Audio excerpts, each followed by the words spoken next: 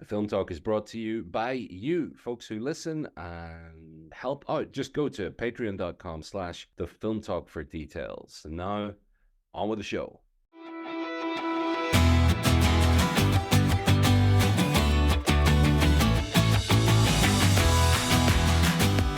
Well, folks, I never thought it'd happen. We've gotten to episode 270. It's a milestone, just like Deadpool and Wolverine is a milestone in cinema, and we're going to get into it. Welcome to the Film Talk. I'm Jett Loe. I'm Gareth Higgins. The conversation never ends. And indeed, we are here, dear listener, to speak of things hitherto unspoken. Yes. Of, thereof, thereto, and thereon. Sure.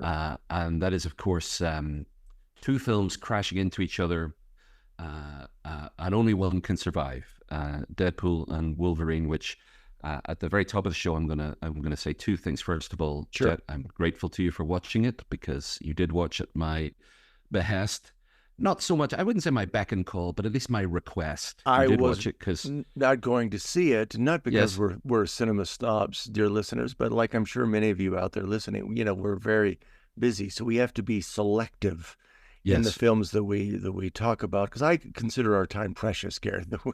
we're talking sacred. Sometimes we don't have the time. If you go to our Patreon page, or maybe you're subscribing through Apple Podcasts, you see our last episode was a rerun. That was our wonderful interview with director Francis Ford Coppola. So Gareth and I have not had a chance to talk. We haven't had a chance to talk recently, but I am excited to talk to you about Deadpool and Wolverine, Gareth. Yeah, you graciously went to Deadpool and Wolverine. I'm grateful for that. That's the first thing. The second thing is that in this collision of two films, Deadpool and Wolverine, it needs to be said at the outset that this is not a Wolverine film. This is a Deadpool film, and I believe we have a clip.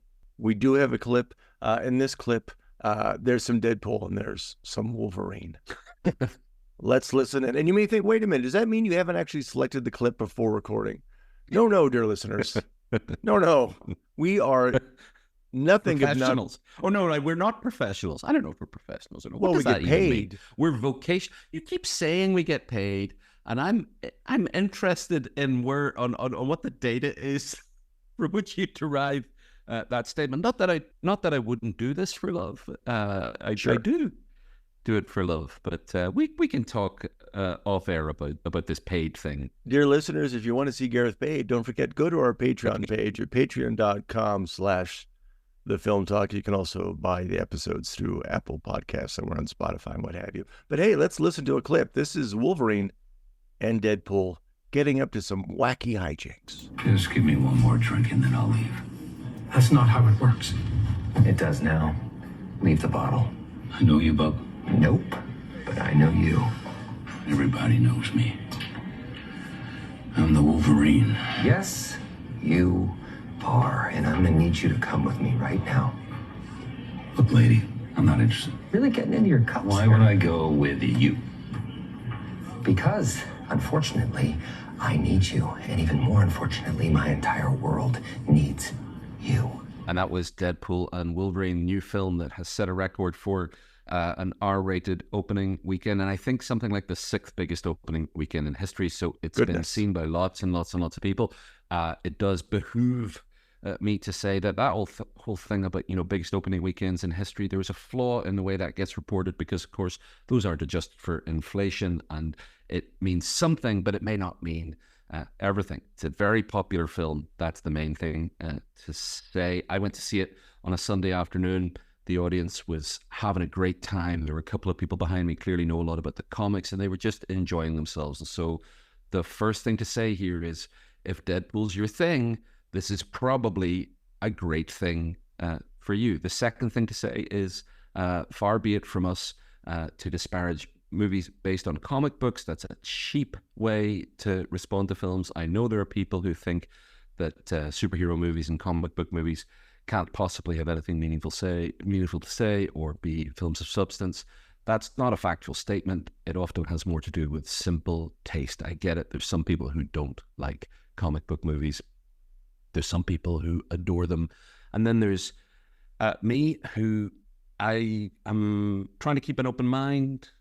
and judge a film based on what it's trying to do, not so much how it compares with another film. So we're not going to contrast Deadpool and Wolverine with a film like Perfect Days, Wim Wenders' film set in Tokyo that we both agreed was one of the best films of last year. That's just kind of churlish. It is worth, however, comparing this comic book movie with other comic book movies. And I'm just going to cite three, and that's Ang Lee's Hulk, Patty Jenkins's Wonder Woman 1984, and the easy one to mention, because it always gets mentioned as the good one, the substantial one. It's going to be Donner, isn't it? It's going to be Donner. That would be Christopher Nolan's Dark Knight trilogy. Oh, no love for Mr. But Verisimilitude, Richard Donner's. Yes. Underneath all that is indeed Richard Donner's Superman, the slightly longer cut of the original Superman, for that very reason, verisimilitude.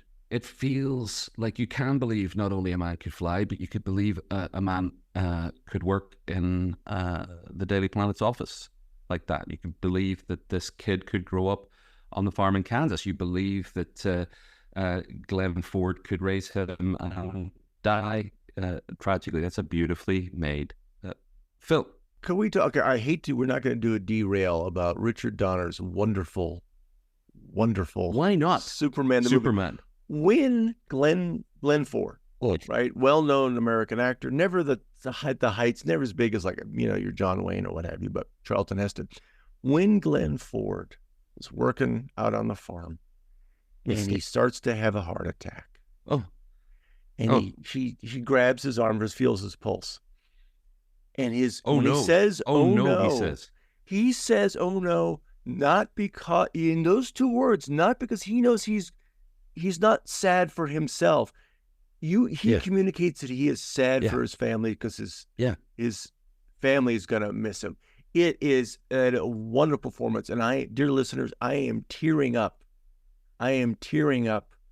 As I'm saying this. If you have not seen Richard Donner's Superman: the movie, You'll Believe a Man Can Fly, which Gareth says the famous ad line for it. Go see it. For me, my pick of comic book movies, of course, would be John Philip Law in Danger Diabolique. This is a film in which our protagonist apparently destroys most of Italian bureaucracy, the ones that collect taxes, and it's fine. It's nobody cares. Nobody cares. Back to Deadpool and Wolverine. And one more thing about Superman: Glenn Ford, Phyllis Thaxter, who plays Martha Kent, Glenn's playing Jonathan Kent, and Jeff East, who plays young Clark Kent. Well, he kind of plays him because his voice is dubbed. Yeah, some sympathy for an actor like that who gets to play a role in a big movie and may have kind of had big dreams about a career. Who knows what he feels about his own life. And then he goes to the premiere and his voice is dubbed by his voice is dubbed. It's like Alexander North, the composer. He and Alex North had a support Alex group. North, dear listeners, Alex North, famous, very well-known composer. I mean, did he do Spartacus? Maybe he did. I don't recall. But he's a big-time Hollywood composer. He gets the call. Stanley Kubrick, he gets the check, possibly. Yes. Do the score for 2001. Goes to the premiere with his wife in Britain. Very exciting. Film starts. Oh, okay. Well, we got Thus Spake Zarathustra. That's not my piece. That's fine. Yes. Sit through the whole movie. Nothing of his was used. None of his music. None of his music. Let's talk about Deadpool and Wolverine. Well, it may. I just want to mention Jeff East's name again, playing young Clark Kent. We appreciate you, Jeff. Yes. Thank you for your work there. And maybe this is the time to acknowledge that there has actually been a third co-host of the Film Talk, but we've edited out everything that he's said over the last 18 years. Yeah, all the insights. If it was good enough for Alex North. So, of course, it doesn't make sense to compare Deadpool and Wolverine just with Hulk, Wonder Woman, Dark Knight, and Superman, because those are quote-unquote serious comic book movies. This film is intended as a satire as well, and I think that the film it would most want to be compared with, although I don't think Hell's a Poppin'. I don't think it's worthy of the comparison. Well, maybe a Hell's a Poppin' or it's a Mad World type film, but that's not what I'm thinking of. I'm thinking of Blazing Saddles, because this film wants to be a satire of the real world, and I understand that, and who knows about the sincerity or the good faith or the intentions of the people making it. I don't think it bears comparison with Blazing Saddles, because here's the problem. With Deadpool versus Wolverine. I think that's Deadpool and Wolverine. Deadpool and Wolverine. I just realized they should make a sequel, and they should call it Wolverine and Deadpool. That would be great. What a great idea. Here's the problem. Deadpool. The reason Deadpool doesn't compare with Blazing Saddles, well, one of the primary reasons is that Blazing Saddles is punching up. Blazing Saddles is punching up at racist power structures and at anti-Semitic power structures and tropes, and it is co-written by Richard Pryor, obviously a black man, and Mel Brooks, a Jewish man, and they have earned the right to punch up in that way. I'm not even sure earned the right is the right way to say that, but and while it has major homophobic blind spots, Blazing Saddles, not a perfect film, a film that I find quite offensive when it comes to the homophobia. What it's trying to take on in terms of power is stuff that needs to be taken on. The difference with Deadpool and Wolverine is it's just punching everything. It's punching everything. And where it's best is when it's self-deprecating, which is rare, or when it's punching out what I think you're going to want to talk about, and I'd like to hear what you have to say about it, is when it's punching or piercing the self-importance of Hollywood and challenging the way that studios take themselves far too seriously, and also lamenting some of what might be worth keeping that seems to be dying. There's a lot more to say, but I'd like to hear what you have to say before I say any more. Jett, tell us about Deadpool and Wolverine. Okay. By the way, you just said Wolverine earlier, Wolverine, which I think is awesome. I'd go see Deadpool and Wolverine. Wolverine sounds like some sort of it's something you do to your car. Well, no, it's an exotic fruit. Do you have the Wolverines good here? Like, do you know the best way how you squeeze them, the Wolverines, to tell if it's Are they right? prickly? Are they prickly? I don't know what you're referring to. Let's talk about Deadpool. Let's talk about Wolverine and Deadpool. For me, it does answer that immortal question we've always asked about cinema. What if we made Cannonball Run, but we had a larger budget? Or, oh, wait a minute, I got another one. What if we made Ready Player One, but it was good? Hot take, coming in hot. And if you love Ready Player One, that more power to you. I thought you liked Ready Player One. I did not. We have this gap. Here's the thing, just as a footnote, we have a gap. There is that 10-year gap in which we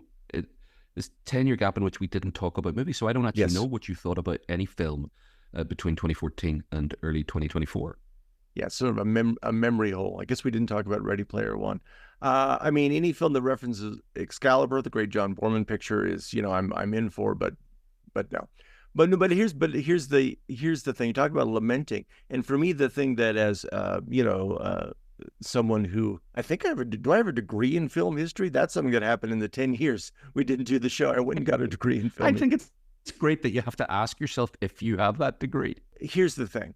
Was it a Schrodinger degree? Well, I moved and I was unpacking boxes that I had not seen for years, dear listeners. And I was looking at various letters, because we used to be paper based, right? From when I first moved I moved to London when I was like 21 or 22. And I'm looking at different letters back home, and the amount of different names that I've had over the years, I was like, oh, wow. So it's a valid question. Did I get a degree? Well, somebody got a degree in film history. Here's the thing. The thing that's most interesting to me about this film is a sort of an end of cinema idea. Or how about this? Let's not call it cinema. Let's say the end of the movies as they used to be in America, because we've talked about this before in the different incarnations of this show. The movies have gone through many different stages, right? You had the old peep shows. You would turn the crank and you'd be able to watch moving pictures. You watch somebody kiss, right? And then you would have the silence.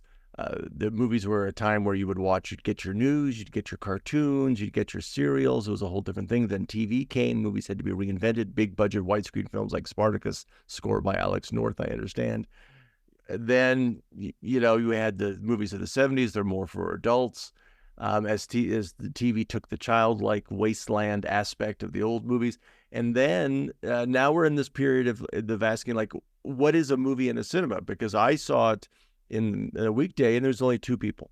There's only two people in the cinema, right? And I laughed out loud. There's a lot of funny bits, at least that I found funny. But if the part of the film's through line narrative is the death of movies as we knew them as a popular art form. There's a whole sequence in which you see the ruins of the 20th Century Fox logo, kind of in and it's in a Mad Max future world. It's deliberately, they even mention, Furiosa, and they mention Mad Max. And interestingly enough, they mention Mad Max. They use the word IP, which is acronym for intellectual property. So this film exists in a world in which film fans are no longer folks, I'm just interested in the movies. They're people that are interested in the business. So the 50% of this movie is about the business of movies. And this movie is so popular because 50% of the discourse, or embodied in all the discourse of popular cinema, is the business of cinema.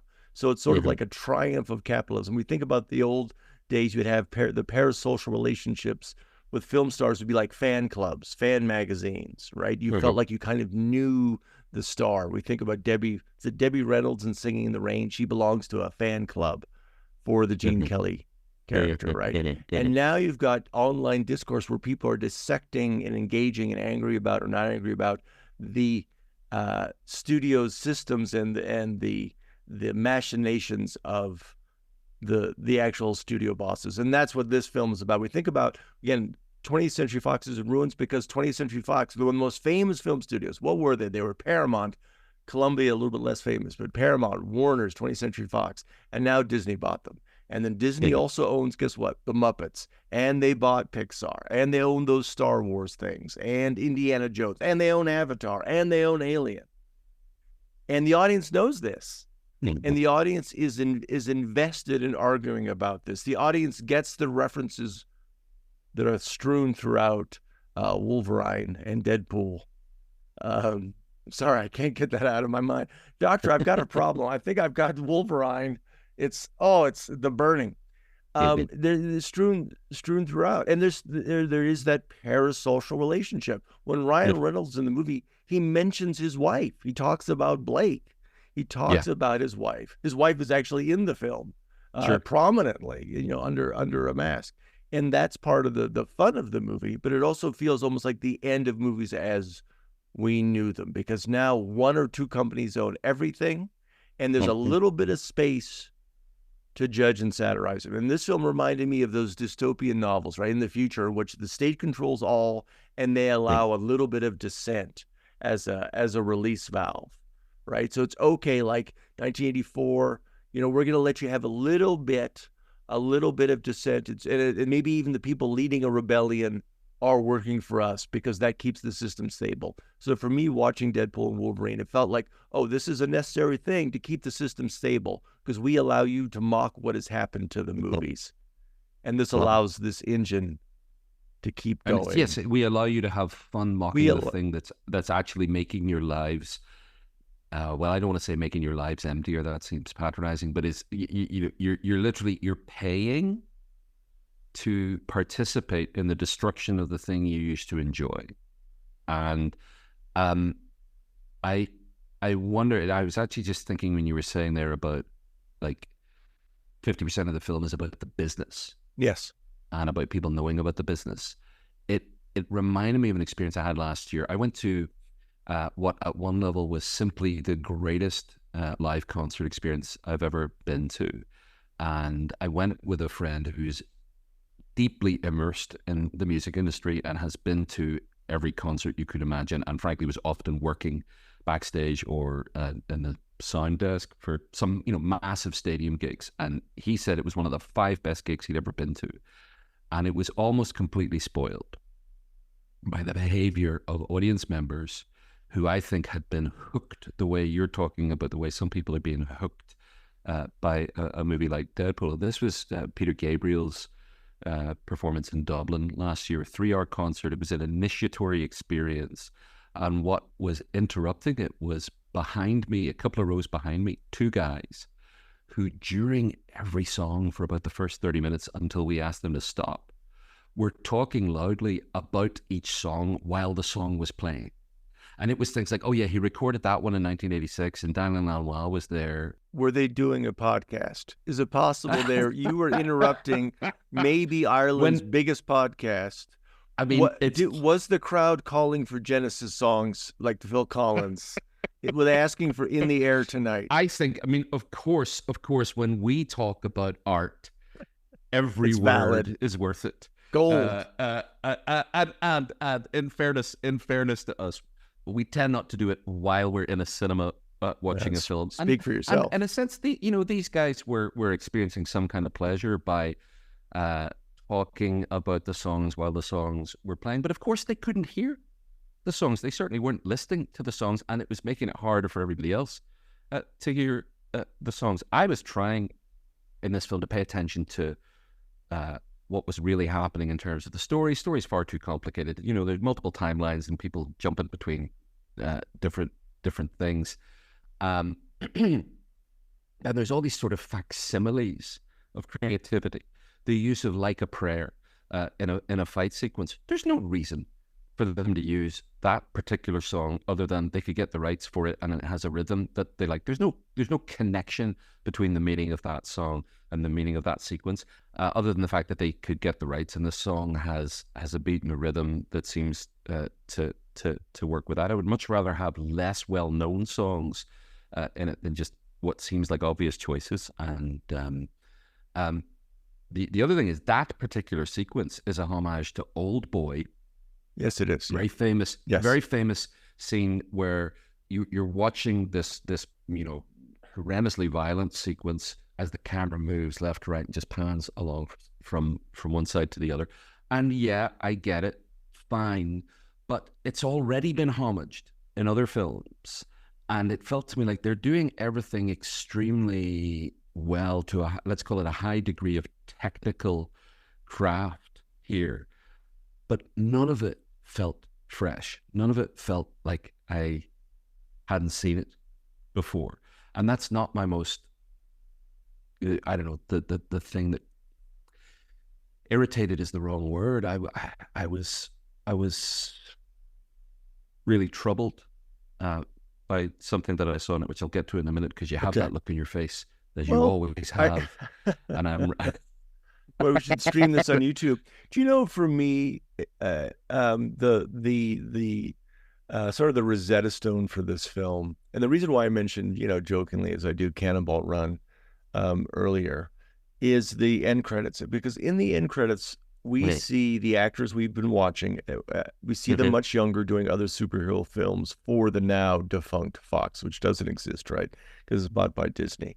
So this film, to me, feels like a sort of almost a goodbye to the actors themselves. They're making a film for themselves, and which is the Cannonball Run thing. Cannonball Run is famous, like you're watching a bunch of stars, and it's really and it's Burt Reynolds, wacky cameos. Maybe the people weren't even there; they're badly shot. But you've got Roger Moore playing James Bond. He's poking fun at his own career, and in the end credits has this montage of behind the scenes footage of like when Hugh Jackman was just a kid and he's nervous having to play Wolverine. Like, oh, this is really nerve-wracking. Like, nobody knows who I am. He wasn't famous. He's a song and dance man, right? Curly in Oklahoma. And for me, this feels like a fan film where the actors are themselves the fans. They're fans. They can't believe. Can you believe this ride that we went on? That we were young, didn't know anything, and we got hired, and we were in this superhero machine, and wasn't that crazy?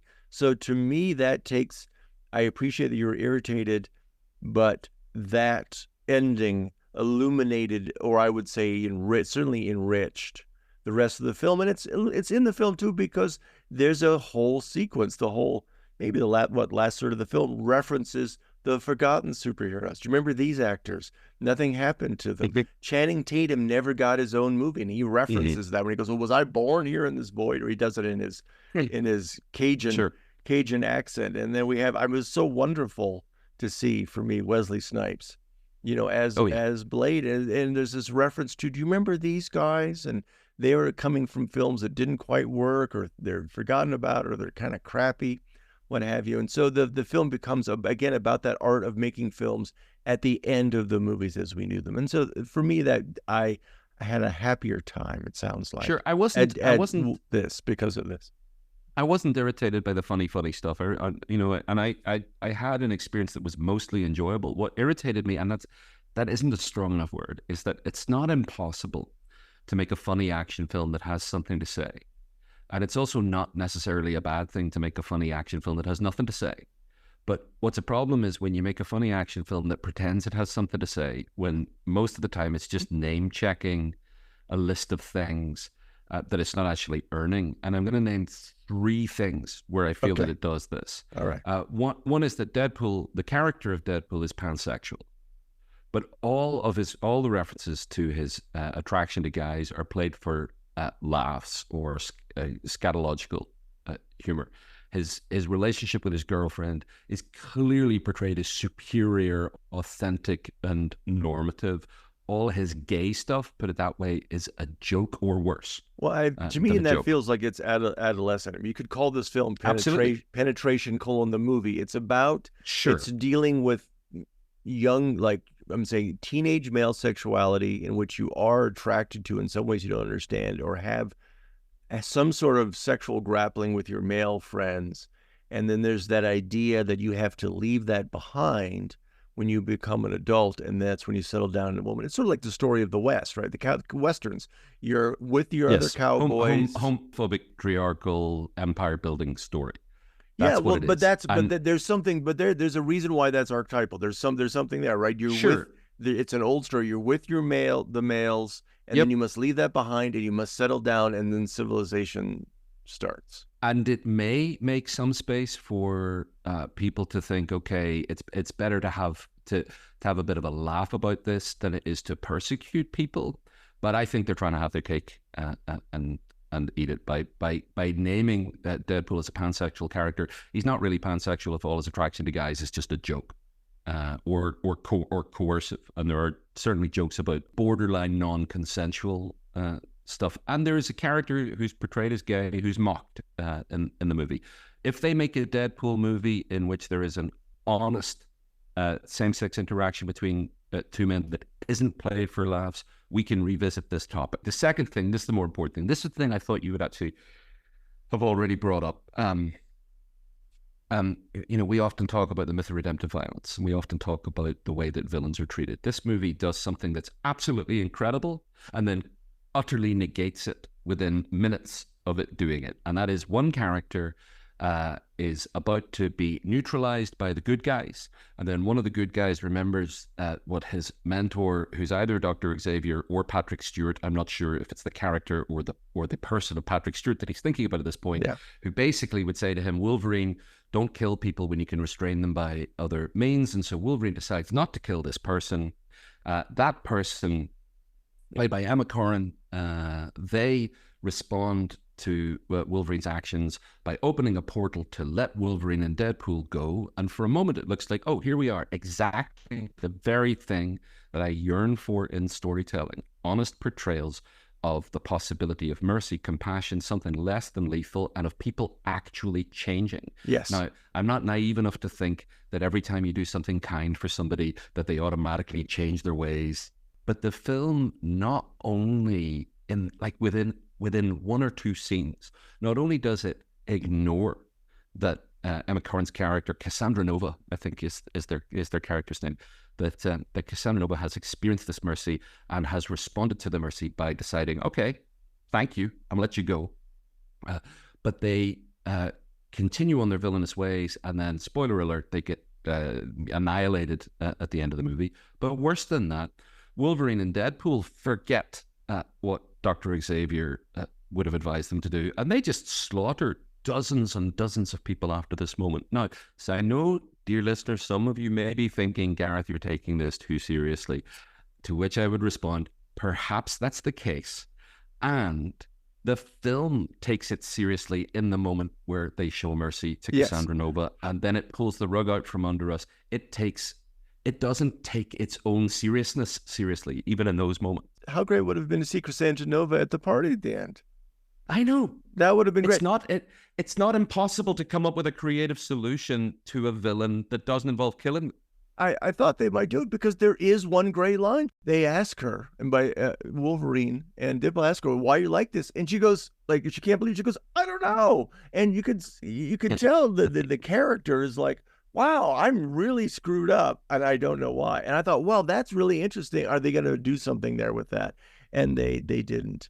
And I know this is a lament that we often get into, but yeah, it wouldn't be hard. It would have been great if she doesn't get killed and then she's at the party at the end. That would be wonderful. Oh, I was enjoying this film, but now... Yeah. Oh, well, I'm going to make it worse. I'm going to make it worse. I'm sorry. Going to make it worse. Here's only the thing. Gareth could make the film worse after you see it. I'm not saying that they have to be dour and grey rain-coated and bleak in order to have coherence and meaning. You could still have just as much fun with this film if after Cassandra Nova's life has been spared, that they then become a better person, or they then decide, you know what, I'm not going to get involved in this anymore. I'm going to retire to my wasteland and sit under the 20th Century Fox monument. She lives inside the head of Paul Rudd. I did laugh out loud at the Paul Rudd joke. It's an obvious one, but it was finally aged. Yeah, he finally aged. The third thing after this, what was it? What was I saying? Oh yes, the queer baiting and the pretend mercy.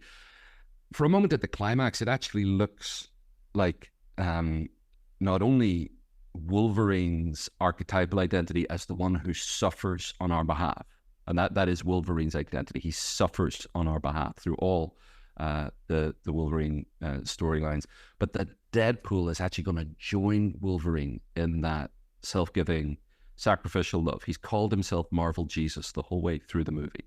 And there is a moment where it looks like he's actually going to step into the archetypal behavior of the archetypal Jesus and give his life, not only to save Wolverine, but to save the rest of us. And at that point, I'm like, oh, this is quite interesting here. But they don't even wait for the next sequel to show that this was a costless death and a painless resurrection. It means nothing. And I think up till that point, I was still feeling that this film was, at its best, was reminding me of a film that you love. A film that you hold in the highest regard. Cannonball Run. Eyes Wide Shut.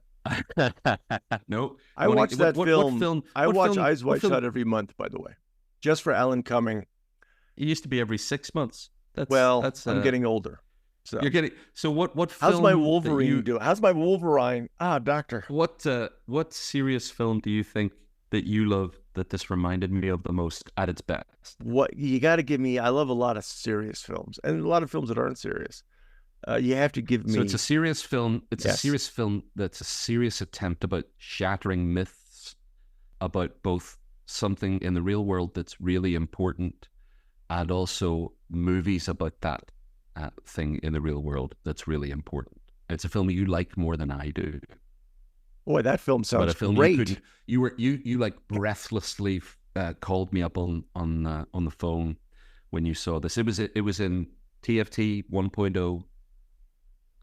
It's a film about something that really happened and about the way that thing that really happened is portrayed in the movies. And it attempts to shatter myths about war and war movies. The Thin Red Line? Is it The Thin Red Line? What is that? I really want to see this film. Is it Mel Gibson's Hacksaw Ridge? No, that's not a bad film. I was just on a road trip with a young Cuban man, new to the United States, and boy, does he love Hacksaw Ridge. Once he found out I do the film talk, let me tell you, that man loves, that young man.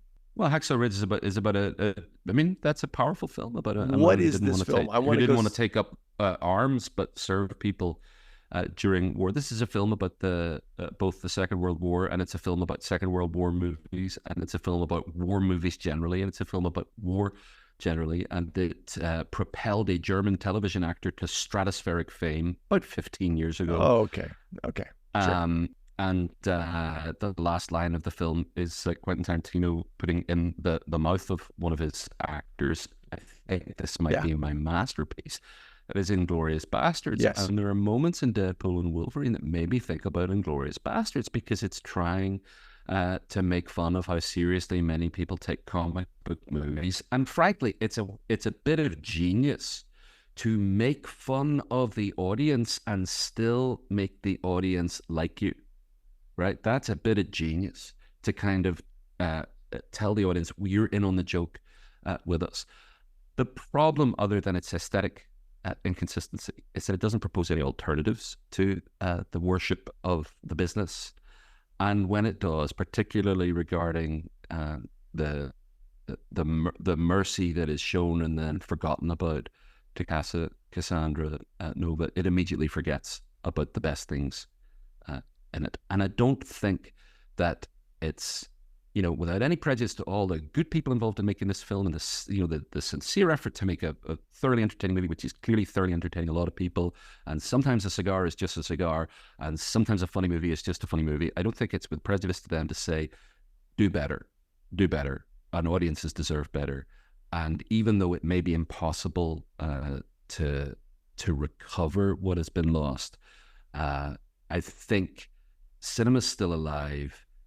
And going to a matinee that two people are at in the afternoon will eventually become tiresome to some of us, and we will opt for something that's a richer experience.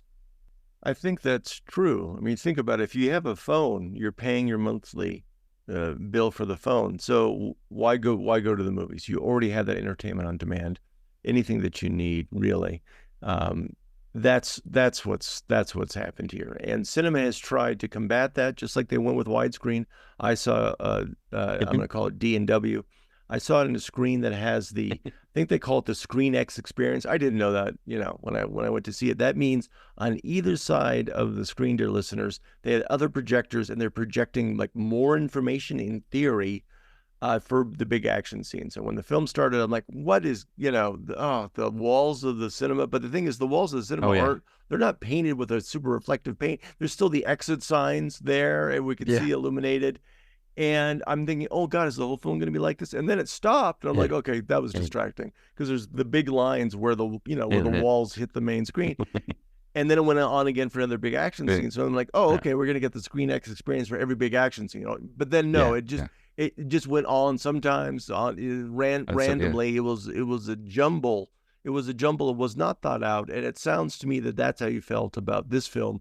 They could have done something more, that it was a jumble. Could have done something more, and it wouldn't have been that hard to do it. Also, that Screen X thing, I saw Ford versus Ferrari and The Flash in Screen X, and they were tremendous entertainments. But here's my worry. You know what somebody's going to do? Well, hold about. Don't forget about Abel Gance's Napoleon. Did the same thing with the 3 screens. Napoleon and The Flash. But at the end, yes, tell me. What somebody's going to do is there may well be theaters in the future where what gets projected on the side of the screen during the movie will be advertisements. Sure. Well, we just call that real life. That's how I'm feeling right now. The Film Talk, folks, is brought to you by PepsiCo. PepsiCo, a fine family of products. So I have 2 last questions for you. Yes, before we're wrapping up here. I think we know what I felt about Deadpool versus Wolverine. There we go. I don't even know the title of it. Deadpool and Wolverine. With an ampersand, not A and D. It's an ampersand. Yes, entertaining and interminable, interesting and irritating. And I might go to see it again just to think about it. That's why I love you. This film was a disgrace. I got tickets tonight to see it again. I am Statler. You love the movies. That's what I love about you. You love the movies. So what's your closing statement about Deadpool and Wolverine? And what are better films with the word dead in the title? Because I got 4. If you got to see a film with the word dead in the title, I got 4 for you. I would say Deadpool, the Deadpool. The Deadpool. That's not Clint Eastwood is not one of those films. The Deadpool? It's got Jim Carrey kind of playing an Axl Rose figure. The Deadpool. And isn't Liam Neeson in it? Liam Neeson plays a director. Yeah. It's not a good film. So the Deadpool. No, not a better film than Deadpool. There's Dead Man, the Jim Jarmusch film. That is a better film. Oh, I'd forgotten that. It's a list of 5 then. It's a list of 5. What are your other four, sir? You got your Dead Poet Society, which is actually a better film than a lot of people remember it being, and a much kind of more mournful film.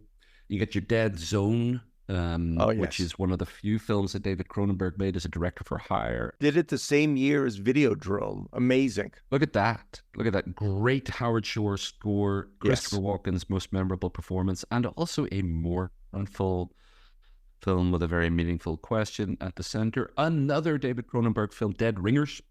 Dead Man that you've just mentioned, and my favorite film. Hold on, does Dead Ringers count? Because originally it was shot and put together, a producer under the name Twins, but then the Danny DeVito Schwarzenegger film came. They had to come up with something else, and they came up with Dead. I'm just saying. It counts. It counts. Interesting enough, Jim Jarmusch, who's one of my favorite directors, who made Dead Man, also made another film with the word dead in the title that I didn't like at all. So it's not in my list of top 5 Dead films. The best film with Dead in the title, I don't know if you've seen this. This is a film that everybody should go out and see. Okay. As soon as you can. And that is John Huston's last film, based on the James Joyce novella called simply The Dead. And all you need for your movie diet until we next talk may well be satisfied by sampling The Dead. But what's your closing statement on what's this film called? Deadpool versus Deadpool? Why do I keep saying Deadpool versus?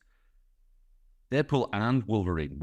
Ampersand. Originally, the idea was going to be called Deadpool and Friend, which is cute. The Dead is John Huston. I'm going to end by just agreeing with Gareth. I don't know if cinema's alive. Can you say that again, please? People can always rewind. The Dead, the John Huston film, you can look at the behind-the-scenes photographs from the making of it, and he's in a chair with an oxygen tank, and he is making this beautiful film. Go see The Dead, dear listener. You can do that after you visit our Patreon page at patreon.com/thefilmtalk if you want to contribute. Get our bonus episodes like our Francis Ford Coppola interview that we just released last week for the old archives. Don't forget, we're also on Facebook at facebook.com/thefilmtalk. I'm getting more serious. My voice is lowered because I'm starting to think about John Huston's The Dead. And the end of movies. Well, these are linear, static images shown quickly, sometimes with audio and not. Those will always be around in some form. Maybe going to movies will be different. But you know what? Right now, right here, Gareth and I exist. We're talking to each other. Our friendship is real. Something may happen after the recording. I'm up here in the mountains. I'm going to get in the car. Something may happen to me. These could be my last words. Someone may be listening to this hundreds of years in the future, inscribed on a platinum box that's been sent in a satellite into outer space. We can only hope. I'm concerned that Gareth thinks that the Film Talk is the pinnacle of human achievement. The kind like they put on the gold disc for the Voyager. Not the pinnacle, perhaps a pinnacle. Up there with what was on that gold disc with Louis Armstrong, great photograph of a hand picking grapes. Folks, I've enjoyed talking. I hope we continue and that I make it past this show. I've been Jett Loe. I've been Wolverine. I've been Jett's friend, Gareth Higgins, and we'll keep talking. Hopefully next time.